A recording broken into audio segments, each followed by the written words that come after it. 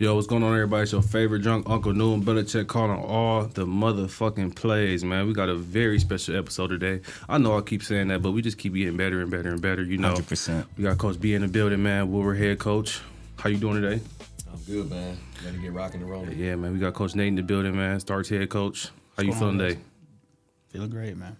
I'm a little biased. You know that. You know who you got. I'm outnumbered today, man. I'm a little biased, but Go ahead and do your own introduction. Man. Go ahead, man. you already know what it is. OG two-tone. You know what time it is. Oh, so what's the last part today? Nah. We got that.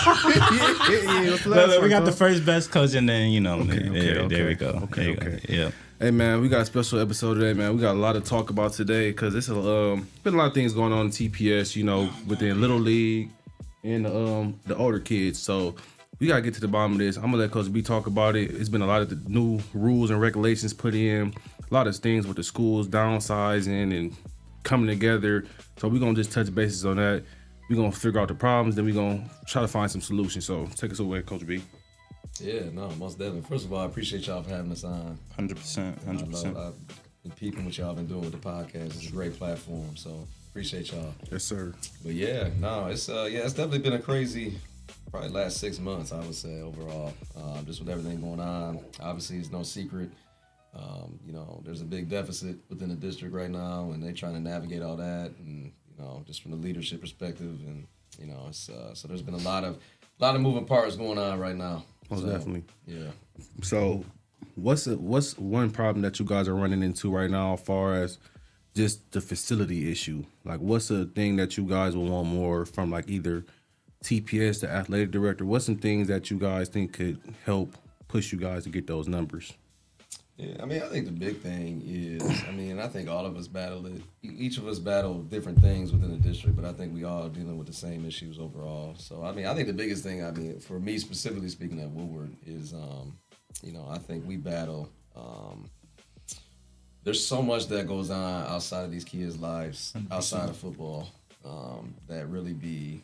I mean, some days it's hard to focus on football because you got all this other stuff going on. So. Yeah.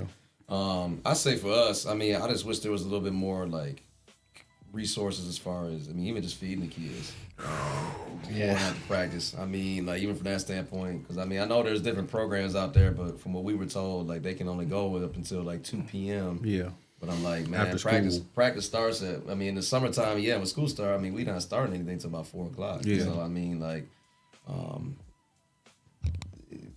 I said, even before you get to the football side of stuff or the sports side of stuff, I mean, you got kids that don't be having food in their stomach, stuff like that. So, you know, I just wish we had a little bit more of that, of the resources, I guess, so to speak, to help these kids with food, with clothes, with shoes, and all that good stuff. I mean, you know, I know there's different things. Like, I know they do that Delroy chance, cleat giveaway stuff, you know, which helps. But, I mean, I just wish, you know, I mean, we see it when we go to these away schools out of conference. I mean, you see every kid out there with matching socks, matching cleats, matching warm-ups. You know what I mean? It would be nice to be able to get to that playing field. So, you know, give these kids the opportunity to get some of that. I'm going to let Coach Nate go, and then I'm going to say my piece on it because I got a big question. I hope one of y'all can answer it because I just – go ahead, Coach Nate. What's been some of your struggles?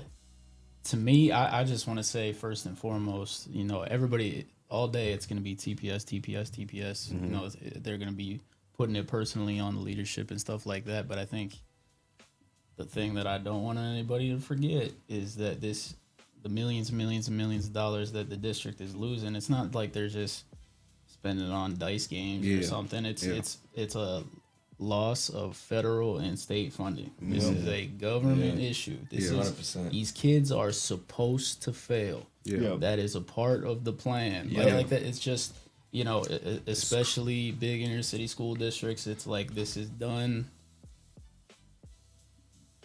by right wing governments to try to screw our kids. It's on purpose. You know, and it's like it's just you know, because these guys' kids aren't going to public schools anyhow, let alone ones with budgetary problems in the city. So I think like the two biggest issues when it comes to finances and the situation the district is in comes down to government funding, and the other big budgetary issue is people leaving. You know, so it's And it's like when it comes to parents making decisions and things like that, it's people got to do what's best for their kids, but it's also a lot of the perception about what we got going on is because a lot of the talent, a lot of the better families, a lot of people invest in whatever their kids' future are, finding whatever lifeboat they can out because of what the public perception of what the leadership or what the district is. Yeah. And a lot of that is like, you have this constant brain drain and talent drain of good people. What do you think is going to happen? So it's so there are people all over the place. Woodward has started all the other schools that talented coaches, amazing, caring, super involved teachers, leadership. The people are trying to change the direction the wind's blowing, that are trying to do stuff the right way. Yeah. But we're not supposed to. It's like we're not supposed to be successful, and we're gonna keep scrapping. But it's like, gotta call a spade too. Yeah. So. Yeah. I love what you said there though, because it's like we fighting a crazy battle. It's like it's an uphill battle. We never gonna win. It's like you just kind of gotta weather the storm. And it's like you can only do so much as a coach. It's like it's a community thing. My question is, do you guys have booster clubs?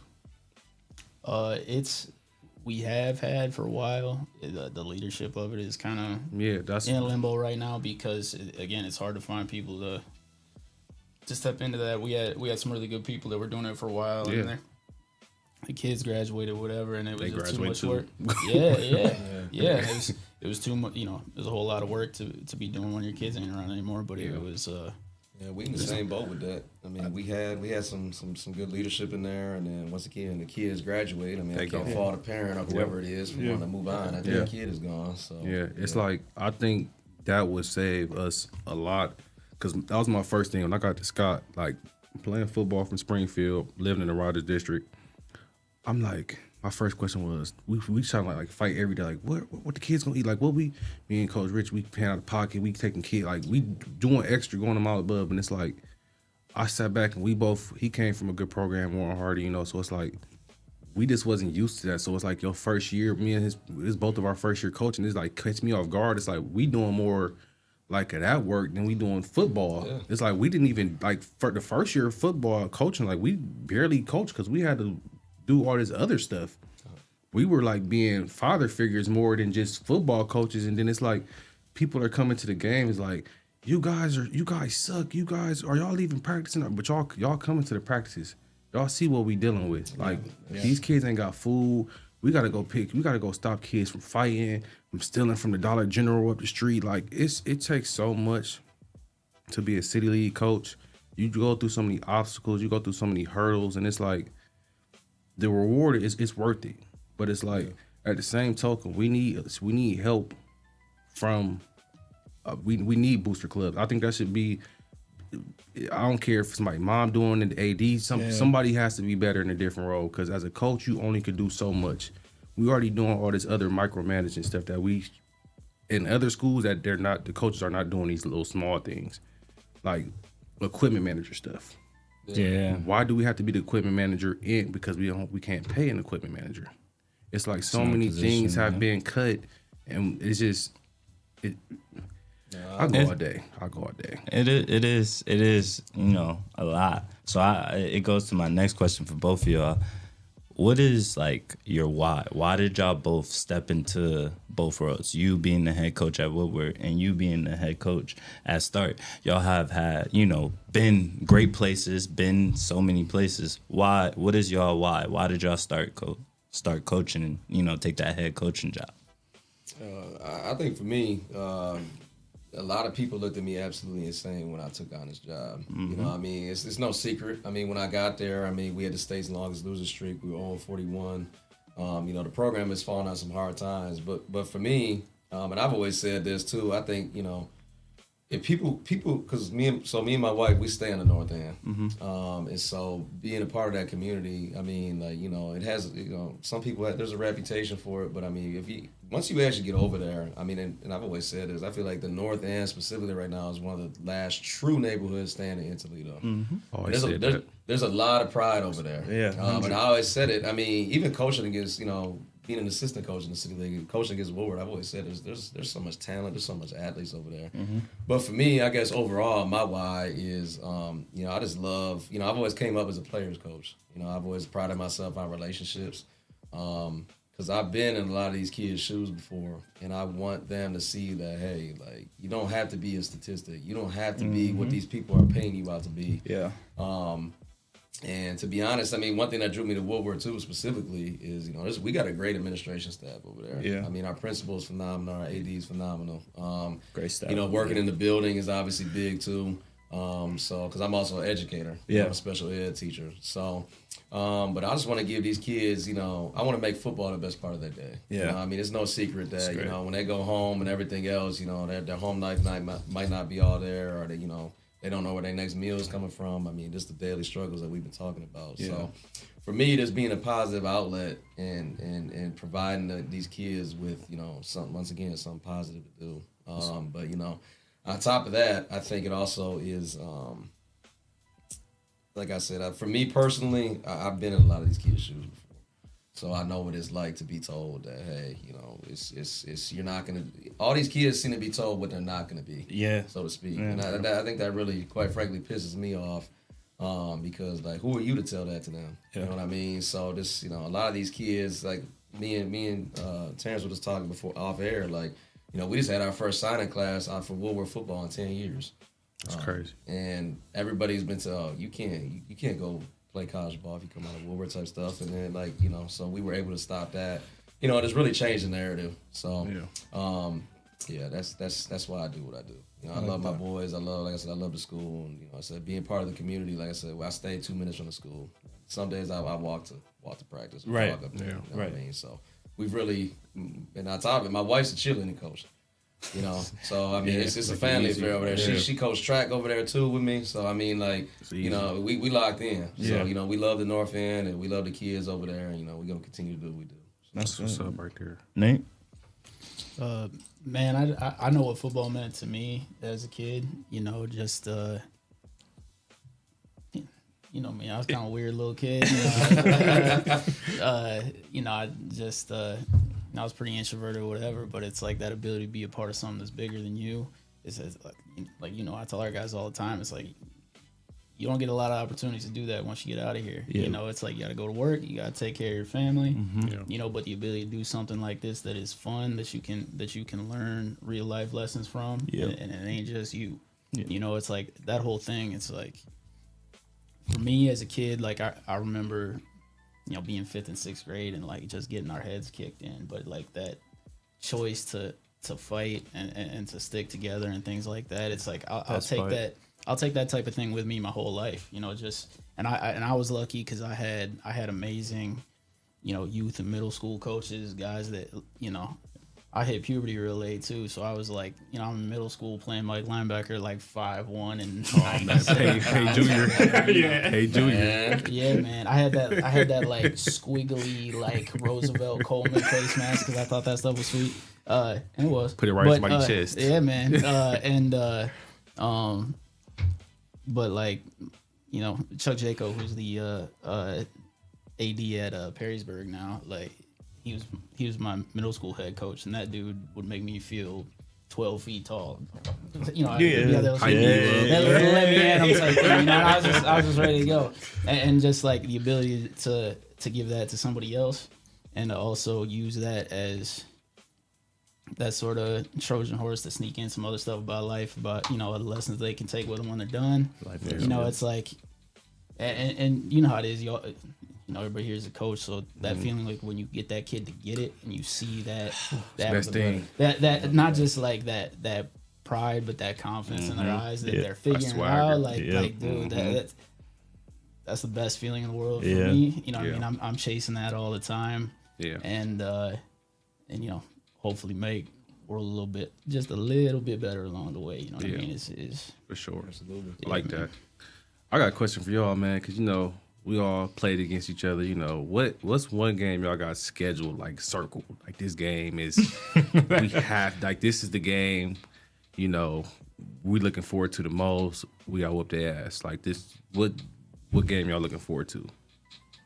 Y'all can say Scott if y'all want to. I mean, I guess I'll see this start it. I mean, to be honest, I mean, yeah, for us, I would say, I mean, there's, I guess. Everybody apparently, obviously, as a coach, you want to. Yeah, I'm about to say we taking our schedule game by game. We're not obviously looking forward, but I mean, at the end of the day, I mean, I do think that Scott Woodward of late. I mean, I know for us, I mean, they like to say that Wade is our rival for whatever reason. I mean, we play for a car, we play for like a little wooden cutout W that's half painted purple and half painted blue, which is cool. The trophy games are awesome. Yeah. But, I mean, you think about, people don't know, you think about where Scott is located and Woodward is located. Yeah. I mean, we are like a mile and a half away from each other. Yeah. And all these kids know each other. And all these kids know each other. Yeah. You know? I mean, there's I mean, from both ends. I mean, there's kids that grew up going to Scott feeder schools that are at Woodward right now. Yeah. And vice versa. There's kids that grew up on the north end that are going to Scott. Yep. I mean, they all know each other. Yeah. You know, and I just think that, yeah, I think that's going to be a big game. I mean, but you look at it across the board, like when they play in basketball. Yeah. It's the same thing, so it seems to be a tight game. I mean, last year... We had some fun games, though. Since I've been coaching, we've been having, even if it's score, like, we've had fun games. Like, for the first 3 quarters, 4 quarters, whatever it was, like, overtime not the last year, but the year before that. Like, we had some good games. Like, fun. Like, they were fun. Yeah, 100%. Fun. And I think, like I said, that Scott Woodward games always, I mean, like, the communities both come out and support it. Yeah. I think those are 2 schools that have a really big alumni base too. Yeah. So that, I mean, there's a lot of pride that factors in with that. 1,000%. You know, and I think for us this year, you know, yeah, I think that's gonna be a big game for us. And now top that's actually our first Thursday night game. So that's what's up right there. We go I'll to be 2,400. You know, and we'll be playing them on a Thursday night, which you know is neat that's isolated for everybody to be there. So, but I think that game is big for us. But obviously we got to get through the first 4 weeks. Yeah, for sure. Yeah, a long season. Norwalk, because it's this week. That's where you used to catch up, right? That's Joe. Didn't y'all play Norwalk this year? Are they pretty? How are you looking? They're tough, man. I mean, always good. They've been in that wing T system now for 2 years, but now it's a lot of true double wing.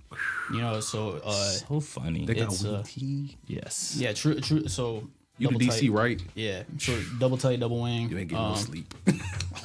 You ain't getting no sleep. You are correct. None of us getting sleep for the next 10, 11 weeks. That is correct, sir. And that's, you know, it's there's always stuff that you can do to attack it, but then you're always, you know, it's so series oriented. It's like it's not about what we know, it's what the kids know. Yeah. And it's just the consistency, the eye discipline and stuff. That's a lot. That wing T, I was praying my whole time at Scott, like, please don't let me run into the wing T. Please don't. No flex bone and that weird split back shit. I was like, please.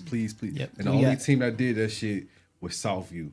That's the only time I ever felt I was like, I can't even, like, they only did it for a drive. Yeah. And I was like, what in the fuck? They were looking at me. I'm like, hey, bro. It's hard.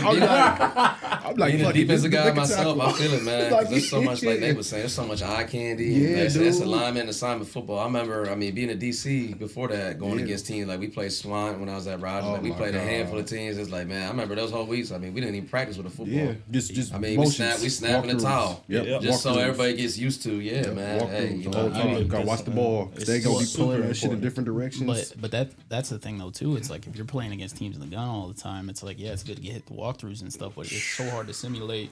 Wing T. It's so hard to simulate the tempo because everybody hits so fast. I mean, they're out of the huddle fast.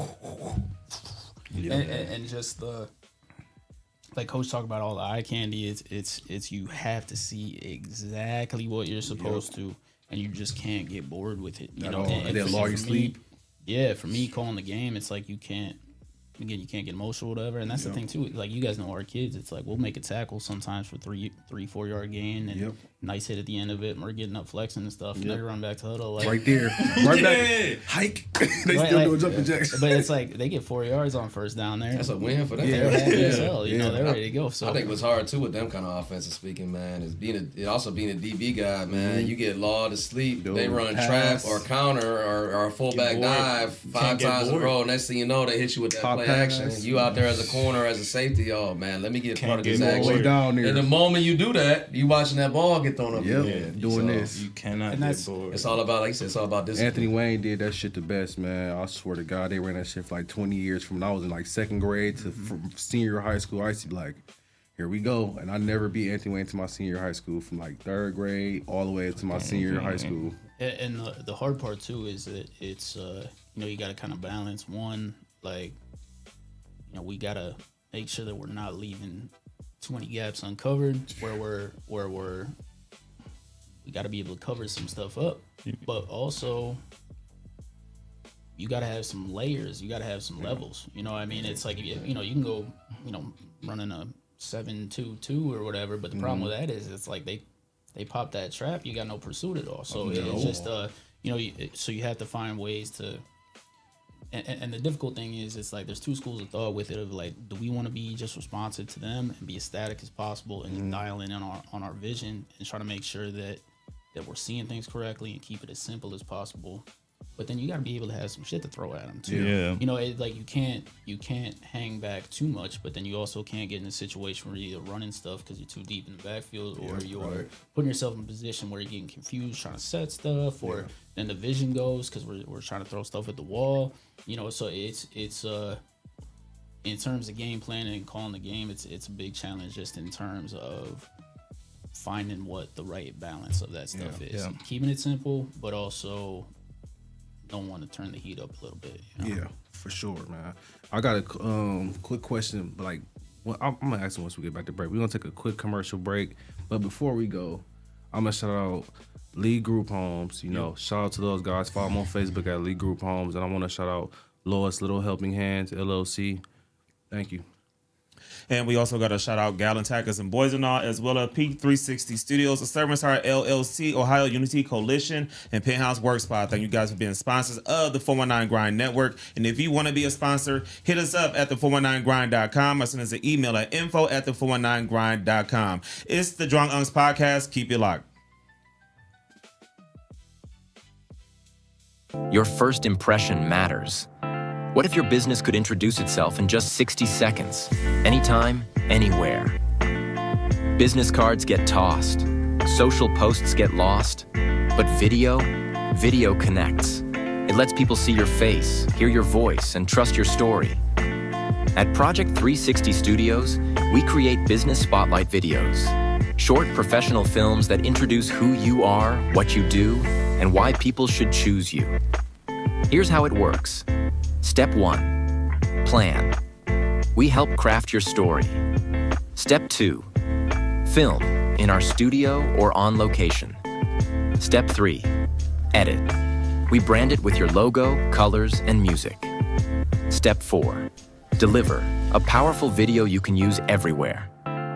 Share it on your website, social media, email signature, anywhere you want to make a lasting first impression. Don't just hand out your business card. Let people meet you. Book your business spotlight video today at Project 360 Studios.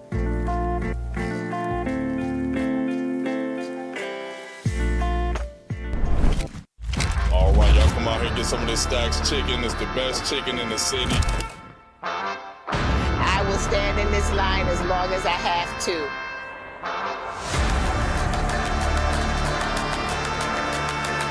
If you have yet to try Stacks Chicken this summer,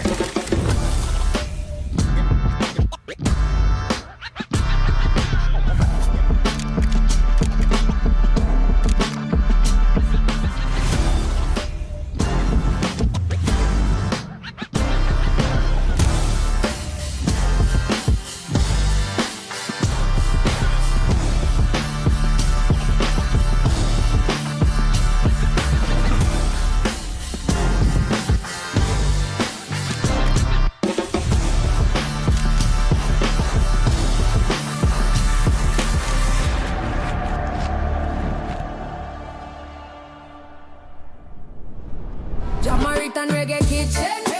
Every little thing just sizzling. From Yardman spice to Island rhythm. Put some soul in the pot, then listen. Jamaican reggae kitchen. One plate mash up your system. Take a bite, feel the bass in your chest. Then every belly start dance to the hymn them. Rice and peas in a big pan, jack smoke right name in the sky.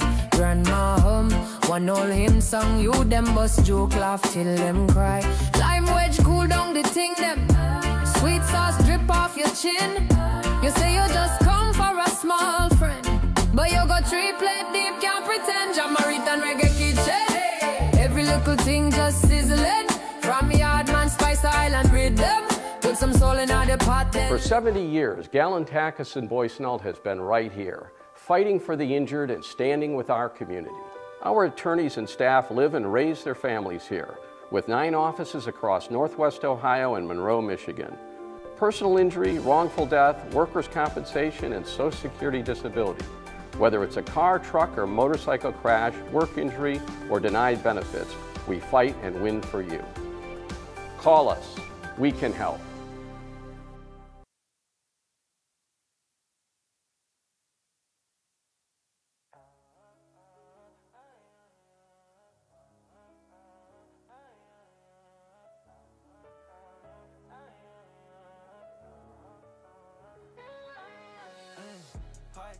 Heart check.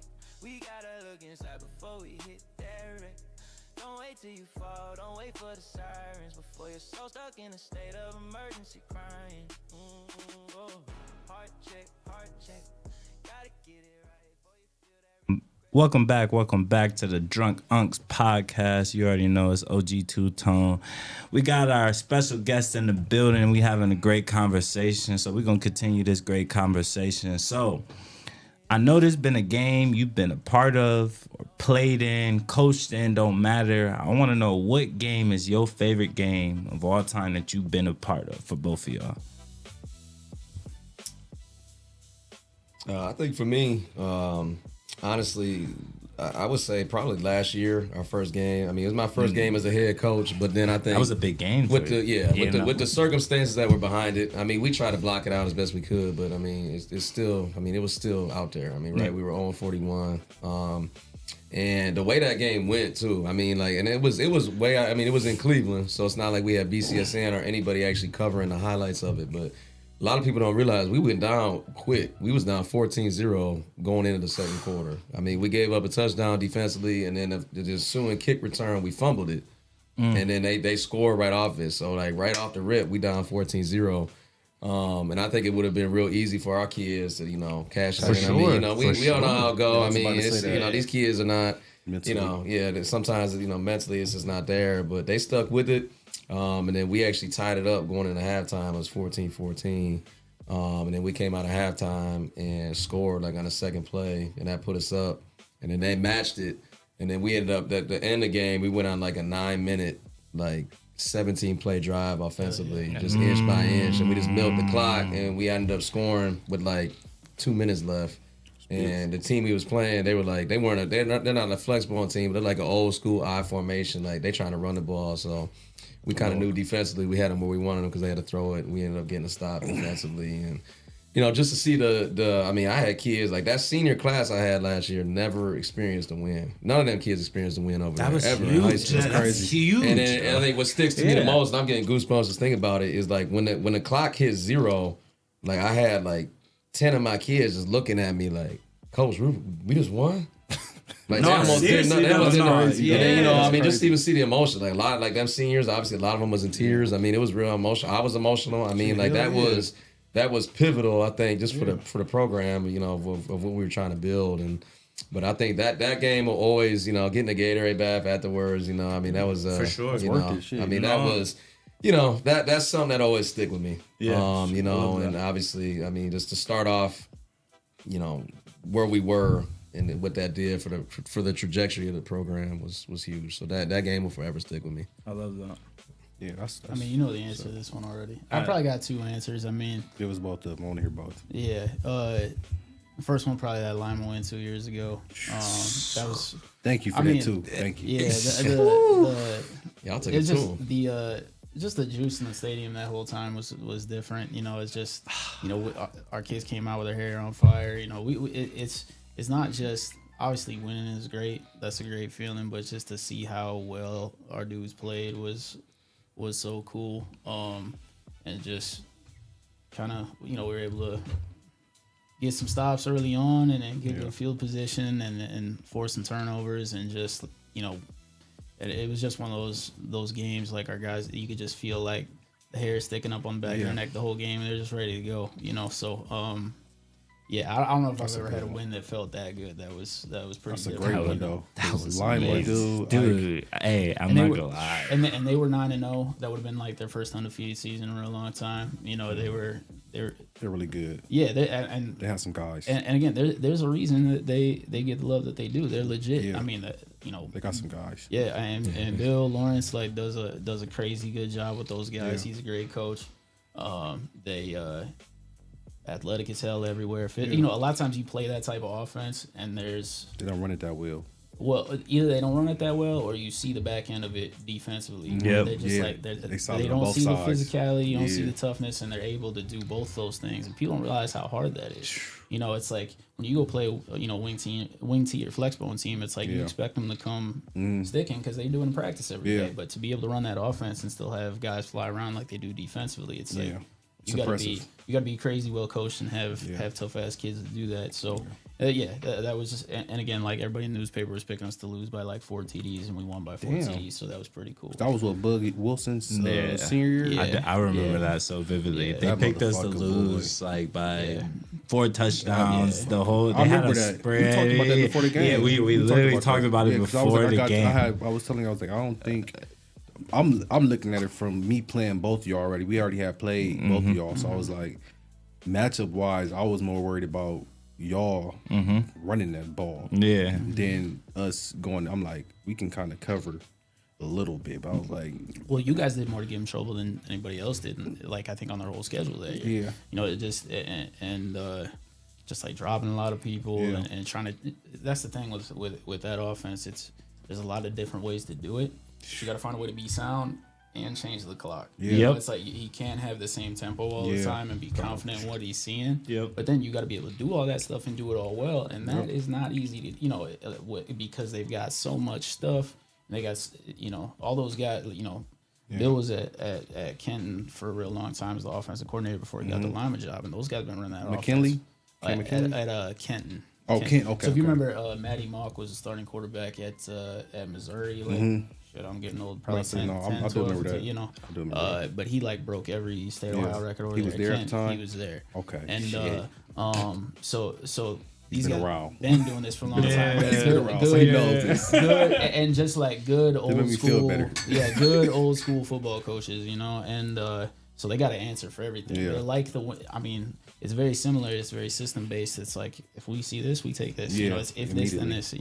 They're not just throwing stuff at the wall. Yeah. So they just our guys played awesome. So and then the other one would be that Scott game our first year. DJ. With Daryl. Remember I told Daryl when we had Daryl up here. Yeah. Because I'll tell you straight up, we shouldn't have won that game. No, just the talent level. Yeah. And again, all respect to our guys. We, there's a reason we won too.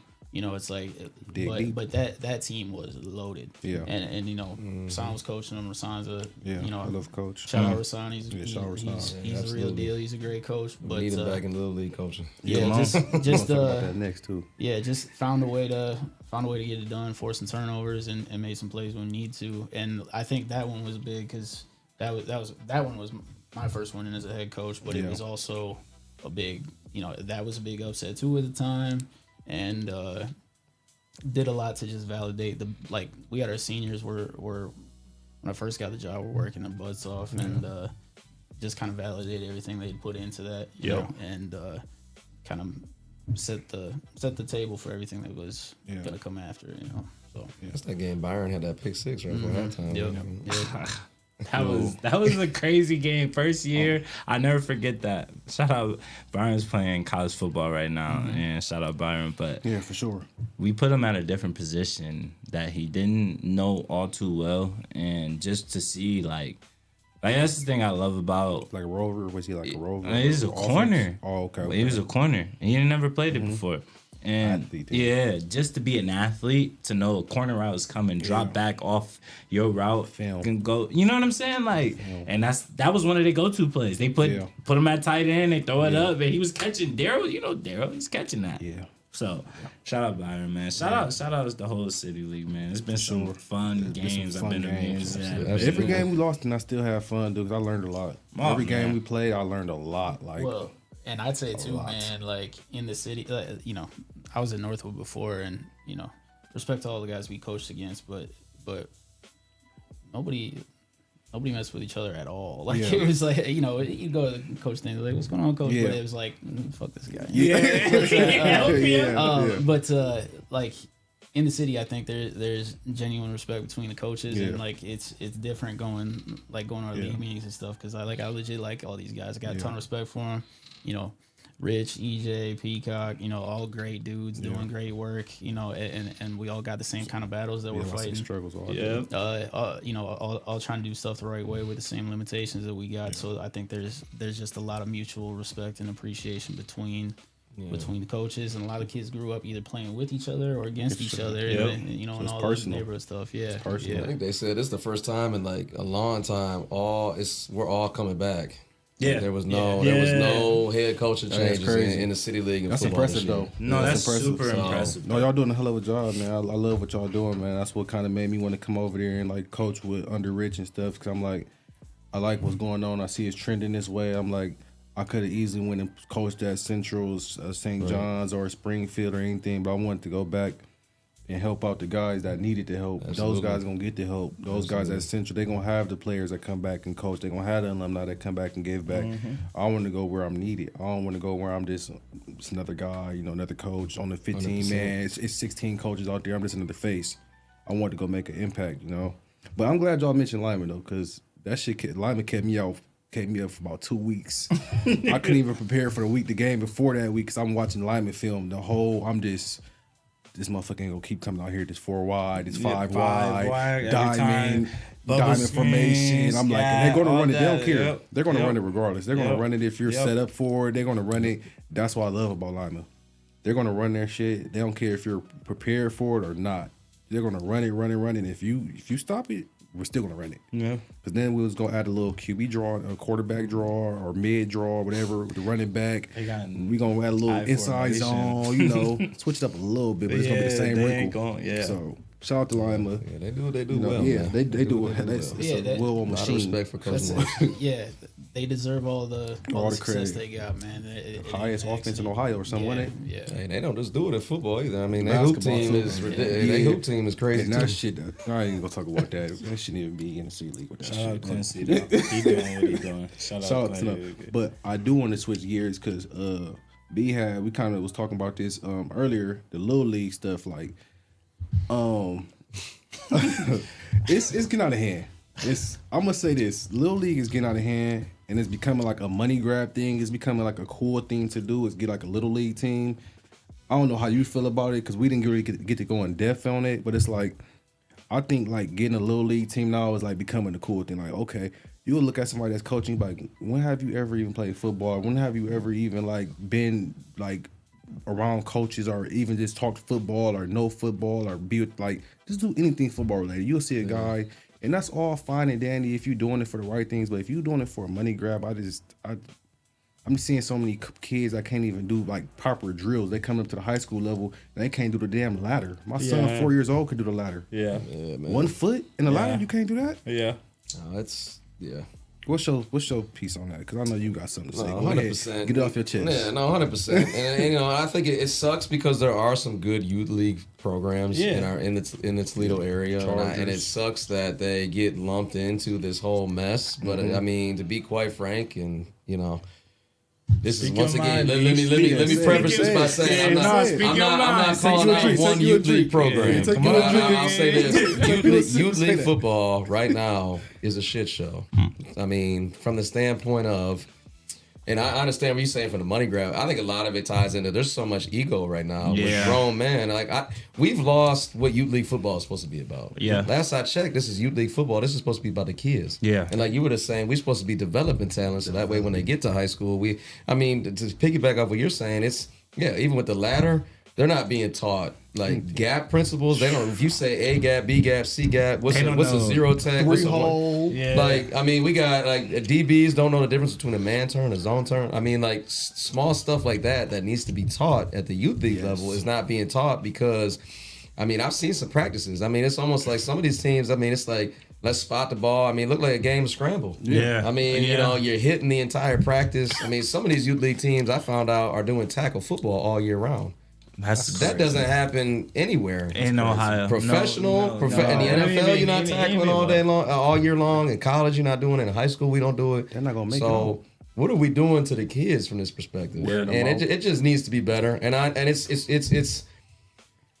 There's been a new football league. It seems like the last 5 years. I mean, back in the day, right? It was just the Mid City, and then you had whatever. I can't think of the Stars. Yeah, Stars League. I remember. Yeah. Stars League. WTFL. Yeah. You know, now last year, I mean, then it switched to Tessa. Then now it's the Mud City. I mean, but then you got teams that aren't a part of that conference that are, I guess, from my understanding, this week a team combined with another team, and that created controversy. Like. At the end of the day, youth league football needs to be about the kids and developing the kids, and that way when they come to high school, you know, they have somewhat of a clue what's going on. Because I mean, I've actually taught in elementary schools the last couple of years, and I've talked to some of these 5th, 6th, 7th, 8th graders that talk. I mean, they hate the game of football now, because of what the adults have turned it into, which that's unacceptable. I mean. You know, and I mean, I've got some ideas on it. I mean, I don't think just, you know, with everything going on with the district, I don't think it would happen. But I just don't understand from the football side of things. TPS, we have the junior basketball teams, we have the junior track teams. Like, I don't think it'd be that bad of an idea because I mean, you look at all these other teams in the area, right? That's why is Whitmer so good, for example. Because they got these Washington local schools that run the same kind of offense and defense from 3rd grade all the way up. You were just talking about Anthony Wayne earlier. You go out to the White House area on a Saturday afternoon, I mean, you see every youth league football team running the same style of offense and defense and operational wise. So that way when they get to high school, like right now in the City League, we just, you know, I mean, it's like, it's just like you got one kid that can play for this youth league team on a Monday, and then you can switch and play for another team on Wednesday, and then by Saturday you're on a whole different team. Like there needs to be some structure involved here, but I don't think it'd be a bad idea. Like for example, for us at Woodward, if you go to any of the Woodward feeder schools, let's make a junior Polar Bears football team. Or same for Start. If you go to a Start feeder school, that's how it should be. You playing for the junior Spartans. And you know, us as head coaches could have influence of maybe who's running it, and you know, obviously it's not going to be to the level of complexity as the schemers were running at our level, but you could tailor it down to where at least once they come from junior high to high school, they should have some type of idea of what is going on. Because right now, 1,000%. it's I mean, the tackling, I mean, everything. I mean, we got, I mean, just one more. Crazy. Watch some. I mean, we got youth league quarterbacks going out of shotgun. I'm watching the snap go 10 feet above his head, or it's hitting the ground. Play. Like every play. I mean, like what are we teaching doing that? And like I said, there are some good programs out there that are doing things. They're trying to do it the right way, but just overall, right now, youth league football in the city of Toledo is in trouble. I mean, like, and now it's starting to get noticed even from like, I mean, it hit 13 ABC for the first time. I mean, like, it's gonna. I mean, that's. We need to be. It should be the other way around. Yeah, like, crazy, man. You know, and it just needs to get better. You know, and I've heard from some other people outside of Toledo that you know it's like that where they are, but obviously this is where we're talking about home, right? The 419 is like we got it. It's got to get better. And I'm willing to do. And I think us as, you know, like I know EJ from Rogers and myself, like a couple of people are on the board for that Mud City League. So we're able to voice our opinions and have some influence there. But I mean, still though, I mean, you got to do what you it can't keep going like this. No. I mean, this is. I mean. I don't even know the number. I think there's over 20 youth league teams in this area. But that's like the way you explained it would make it so much more efficient too. Like it will make it so much more efficient, and it will make it make sense because now we have the numbers too. So even if we can have a freshman JV team, all these kids get discouraged because y'all only have varsity teams. We only have varsity teams. So it's like you put this little boy out. He probably 14 years old. He fast as hell. He got some skill, got some wiggle.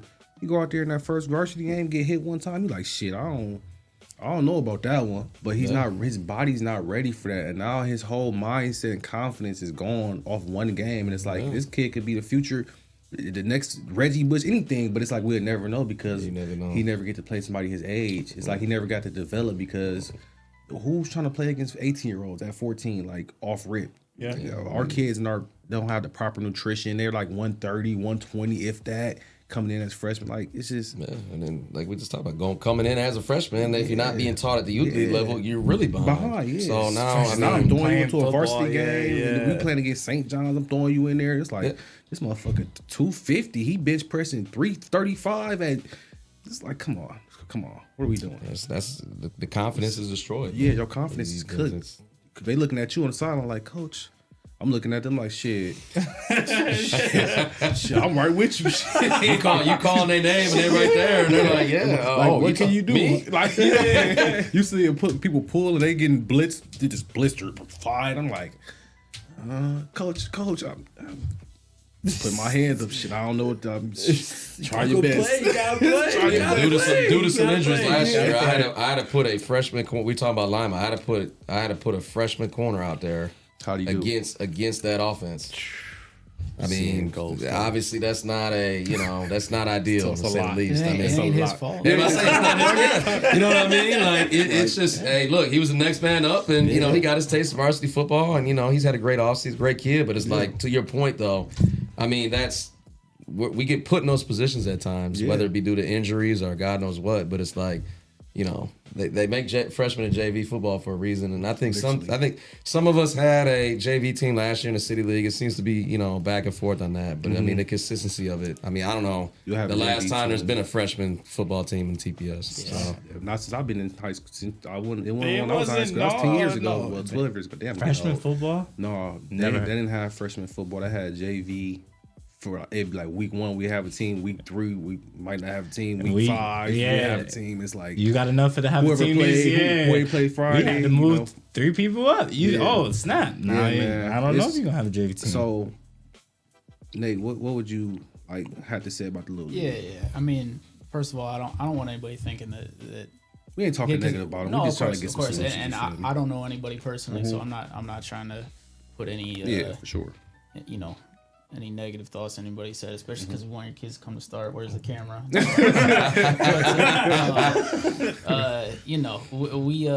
I would say the biggest thing is like when I was coming up, I'm playing youth ball again. Like I just think about how generous my coaches were. It's like you need to ride home. It's like, yeah, man, I got you. It was just it's who those guys were personally taught me a lot about being a man. I'm not saying that's not getting done because I don't know, and these guys are putting their time in to try to teach kids stuff. But I think for us, I think the hard part, like we already talked about the continuity in the league and trying to keep coaches around longer. Like you said, it's been the first time in a while that everybody's back, which I think is really good. But I think a big part of it is like we got to get connected, because the thing like with high schools having stuff in house, I don't have any control over that. Wish I did, but I don't. But we got to look at what we do have control over, which is like, TPS coaches. We got to get together and do a clinic for these guys if they don't know how to teach tackling. That again, if they didn't have a teacher, I'll teach them. They're doing their best. You know what I'm saying? It's like they're teaching what they know. So we got to get together as a whole, and I say that with. I like that. With a full understanding of the fact that there's only so many hours in the day, and I know how many hats you're wearing right now, and it's I'm in the same boat.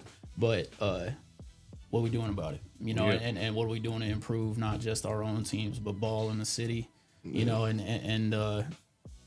think the biggest thing that I see with freshmen coming up is that, again, all due respect to everybody, it's like stop letting these 225-pound kids play tight end, because you want to keep them around. Yeah. It's like you gotta learn early on to be told no. Yeah. You gotta learn early on. That's it's huge. Like this is not, and again, it's not a punishment. Discipline is not a punishment. It's a positive thing that it's somebody being honest with you. Yeah. And not just about what's best for you, but what's best for us. And the ability to think about us is not something that a lot of them come in with. Yeah.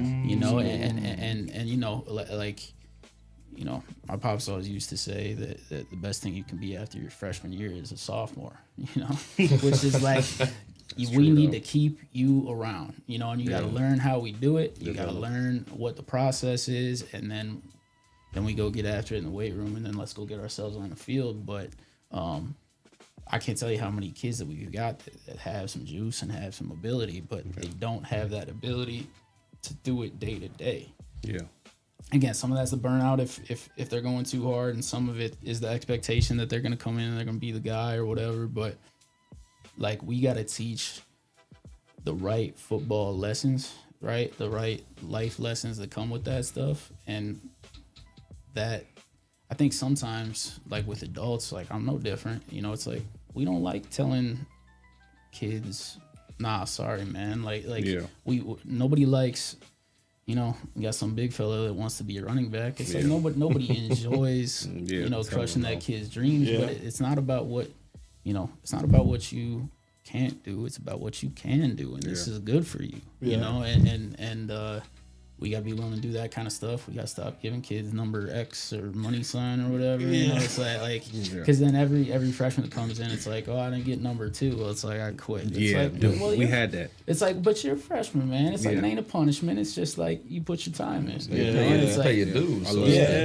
you know, and it's ain't nothing wrong. Like, you can sauce up 26. Ain't nothing wrong with that. You gotta make the number. You gotta make a number, because exactly. number 2 out here being asked, it don't really matter. Yeah, man. Like you got, like, it's the dude that makes the number, not the opposite. You know, so just, and again, it's like, I'm not gonna talk down to anybody that's putting their time into coaching kids for no pay. You know, but we gotta do what we can to help them out. Yeah. Hey, I just want to give y'all, before we wrap this up, I just want to give y'all a big round of applause, man. Y'all doing a hell of a job. All the TPS's coaches, Coach Rich, Coach EJ, Peacock, I don't know Wade's head coach name. Russ Jennings. He's doing a great job. He's doing a hell of a job, man. Like, that Wade team is thriving. Shout out to Lima, even, you know, we know y'all really not City League, but give y'all shout out still, because y'all doing a hell of a job over there. Hell of a coaching staff, so I still got to tip my hat up to y'all. So y'all doing a hell of a job over there, man. And thank you guys for joining us on Drunk Unks Podcast. Appreciate y'all, man. Before we go, I want to give a shout out to Bounce Z's LLC, Inflatable Rentals, man. My guy Gunnar Harper over there. Follow him on all social media platforms at Bounce Z's LLC. Go get you an inflatable, man. And also, we got to thank our sponsors here on the 419 Grind Network. Shout out to Councilwoman Sandra McPherson, One Creative Cutie, The Tabernacle Church, also known as The Tab, The Fountain Church, Premier Screening LLC, Rhonda Sewell, Garden of Eden Boutique, Jamaica Reggae Kitchen Man, McCain Insurance and Casualty, Taqueria Otates, and Your Computer Needs at Toledo LLC. If you want to be a sponsor of the 419 Grind Network, hit us up at the419grind.com or send us an email at info@the419grind.com. On Monday, make sure y'all tune in live to the Rise and Grind Morning Show here on the 419 Grind Network. This has been the Drunk Unks Podcast. Make sure you go to the website and download all of the latest episodes of the Drunk Unks Podcast and all the shows here on the 419 Grind Network, including on the 419 Grind app, on Roku TV, Fire Stick TV, and all of your mobile devices. This man is a damn professional.